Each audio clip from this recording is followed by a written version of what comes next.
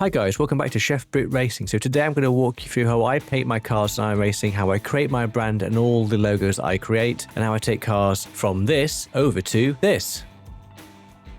Now today we're going to paint the Dallara DW12 because I'm racing this in an upcoming event. You can then head over to the paint car section. That will then load up for you all of the available starting templates. So we're going to use one of these in GIMP to get started. So by default, this is the standard livery, so it's white, ready for me to paint. And you will see through here, there's a variety of different options that we can start to use.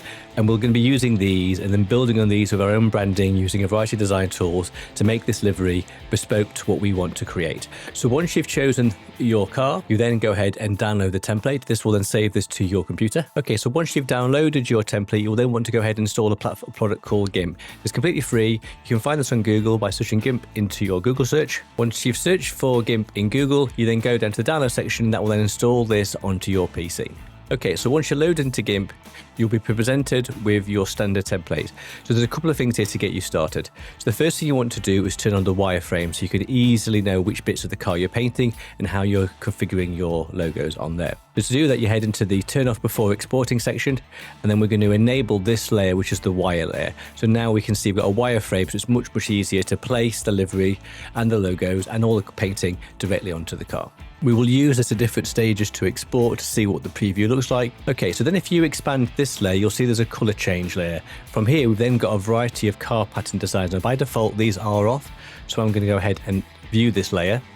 Okay, so now this layer is extended, I can now drop into here and look at all the different templates I can start with to give me a basis for my design. So looking at the default designs available, I'm going to focus on using layer 24. And we know it's going to be the very last car layer into here. So I will then go ahead and start turning off the layers that we don't want to use. Now, my core colors for my branding are black, red and white for Chef United, hence Chef Brick. So I'm going to use that as a template as my core. So I'm actually going to keep the standard red because I'm actually going to be using that in the design, so I don't need to change that. But I am going to replace the green and the blue with a color that's closer to my branding. Okay, so you will head over to the bucket fill tool, and then you will choose the color that you want to color in this part of this process. Again, you can use standard colors or you can choose any part of the RGB range and configure these here. But I'm just going to use white because I'm focusing on a black, white and red design. You will then want to make sure you've got fill similar colors. So now I'm going to go ahead, I'm going to color all of the green sections that I've chosen to white. So now we're going to move on to the blue tier. So I'm going to repeat the process. So I'm going to choose black.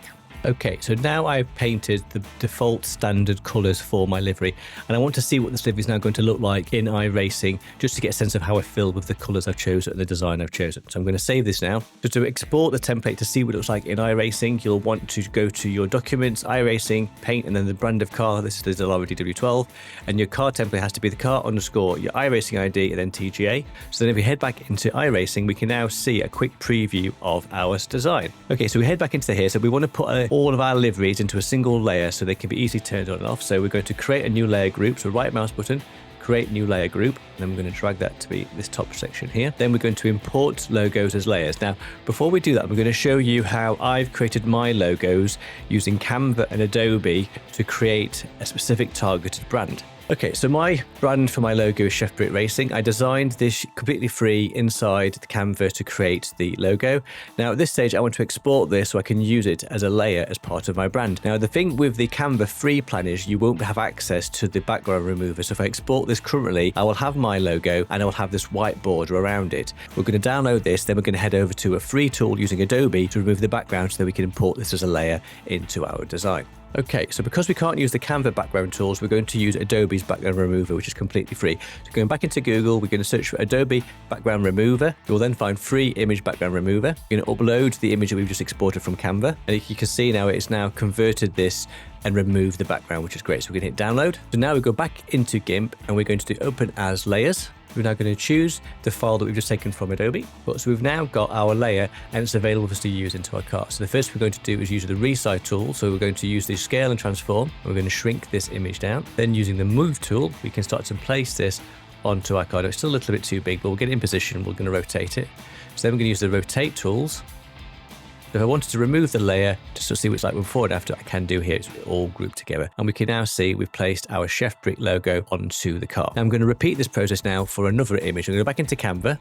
We've now opened this in Canva. We're going to make this a little bit bigger, just so we want the maximum size for the Hendo's logo. So Hendo's is a Sheffield brand. Obviously, I could have exported this straight from download source as well if I didn't have to do any edits. I'm going to hit download. Okay, so now we're going to go back to our layer group and we're going to import a second layer. Again, it's all set up. So the first thing we want to do is scale this. So we're going to scale this down.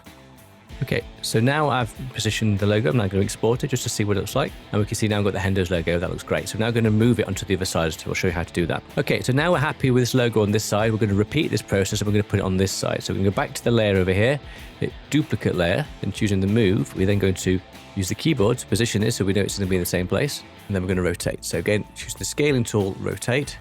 So then going back into iRacing, we can see we've now got the Hendo's logo on both sides. And I would repeat this process for the rest of my livery. So I will go ahead now and bring in all the liveries for my brand.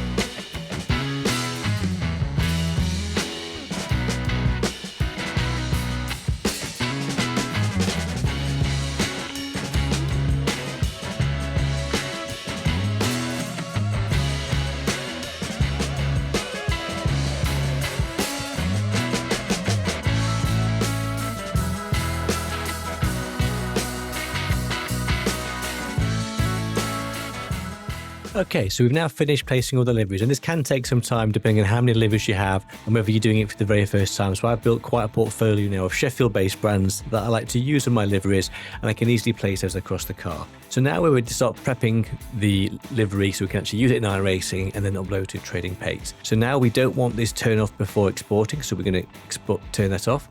So now this is then back to as it would be. We still want to keep this color change into here because we want to obviously keep this as our livery. So I'm going to save this and then do a final export. So now when we go back into iRacing, we can see our finished livery with all of our brands on there, and I'm really pleased with that. It looks great. It's consistent with all of the branding I've built elsewhere. So now we want this livery to be available for other people to see and race as well. So this is where we use Trading Paints. So Trading Paints is completely free. If you go ahead out to Google and search for Trading Paints.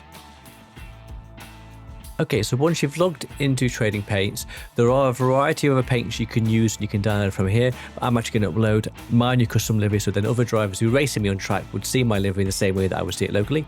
So you go to upload, you then select the paint file that we exported before. The next thing to do is to tell Trading Paints what actual car this is so it knows when to pull it down. Okay, so this one is the Legacy Dallara DW12, so we'll choose that, and then I'm going to upload it to Trading Paints, and this will be available for only me to use. I'm not putting it to the community. If you wanted to, you absolutely could put it out to the community. It's entirely your choice, but I'm just going to upload it into my paints. So now we do upload. There we go. So it's now uploaded to Trading Paints. So anybody that races me in iRacing in a competitive match, if they're running Trading Paints, they will see the same livery that I have built with exporting to here. And that's easy. It's that simple to use. So there we go. That's it. That's how you create your own custom liveries, use completely free tools between GIMP, Canva and Trading Paints. Hope you enjoyed the video. I'll put a link to all the free tools in the description. And again, if you've enjoyed the video, a thumbs up is always appreciated. I'll be back with some more iRacing tutorials and videos soon. Take care. Bye for now.